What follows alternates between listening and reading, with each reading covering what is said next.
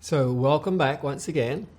The NLP Meta Model, 3 categories: distortions, generalizations and deletions, and using the acrostic MLCCP NUS to help us memorize it, we get distortions, mind reading, lost performative, cause and effect, complex equivalence, and presuppositions.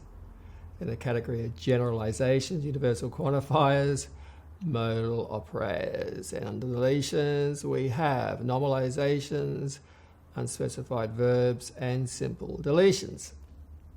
So far we've covered mind reads, lost performatives, cause and effect, and complex equivalence. In this session we look at presuppositions. A presupposition is a condition or element in a statement which has to be true in order for the sentences to make sense. But if we accept the presupposition, then we may accept something that is true or something that is false.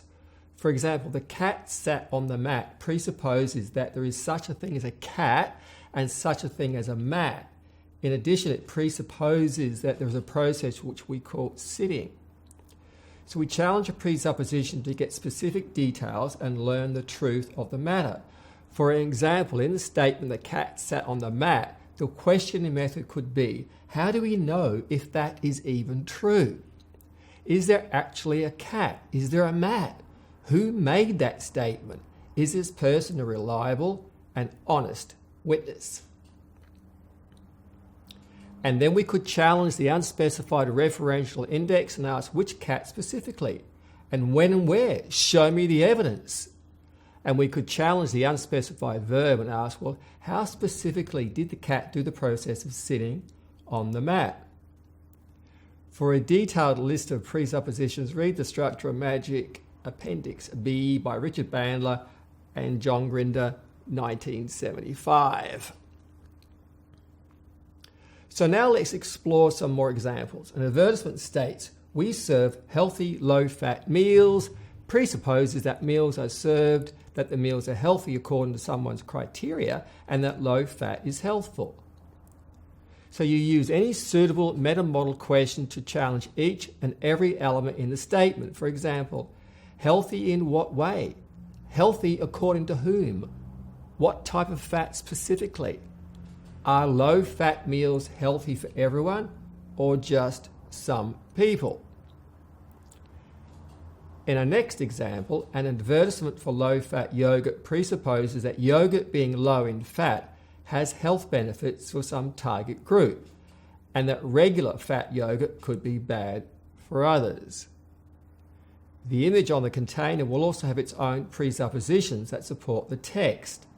So the placement of the yogurt container in the health section of the supermarket will contextually state the presupposition that low-fat yogurt is healthy. Regarding the medical adverts, you could challenge the people displaying the adverts and ask them who specifically the advert is targeted at, and if they really want to influence health-conscious people to experience a medical problem by making negative hypnotic suggestions. And another example, an advertisement in a health clinic says, prevent your next heart attack.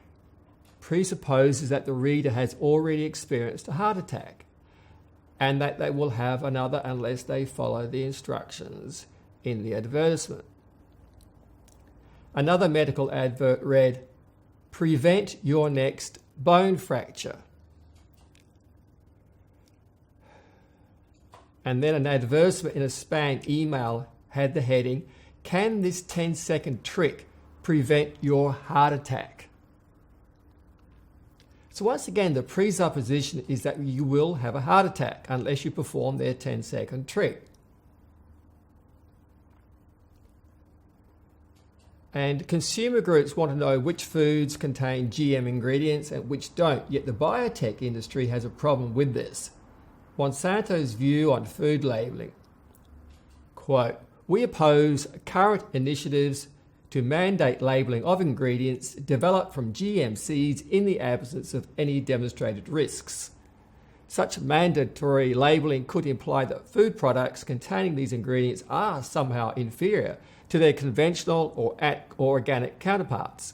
end quote, 21st 11th, 2013. So Monsanto obviously understands how to use presuppositions to their advantage, as do the advertisements for the medical products in the previous examples. So the medical industry use presuppositions to their advantage. And regarding Monsanto's attitude, do they care about the rights of the consumer, or are they just interested in protecting their corporate image and their profits? And in the sixth example, I found the following questions in the comments section of a YouTube video. Thank you to Imperator Augustus. So this man's daughter was given an assignment at college to write a paper given the following guidelines, and she had difficulty in understanding the questions. As you will see, they are leading questions that presuppose that she has experienced the discrimination described in the instructions. So the first one is, describe a time you stood up to correct another's use of stereotypes. Describe a time you were feeling different or discriminated against. Describe a time you were left out or treated unfairly due to your ethnic or cultural background and how it made you feel. As you can see, the statements involve a mind read and a presupposition. If I was a student, I would go back to the lecturer and tell them that this is not education, but indoctrination, and to get their act together and teach students how to think, not what to think. So you can also use a presupposition to influence another person. For example, your active participation in commenting on the Meta Model memes on Facebook is going to help bring about a shift in consciousness in the world. And once you have watched all 12 videos in this series, you might want to send me suggestions for Facebook memes. And on that note, remember to keep looking out for the Meta Model memes on Facebook. Your active participation in commenting on those memes will help keep the discussion going. And when you come across statements on internet sites that contain statements that need to be challenged to encourage clarification, then I invite you to do so. Make it a habit to challenge everything for the truth. In the next video, you will learn how to recognize and challenge a universal quantifier. And I see you there.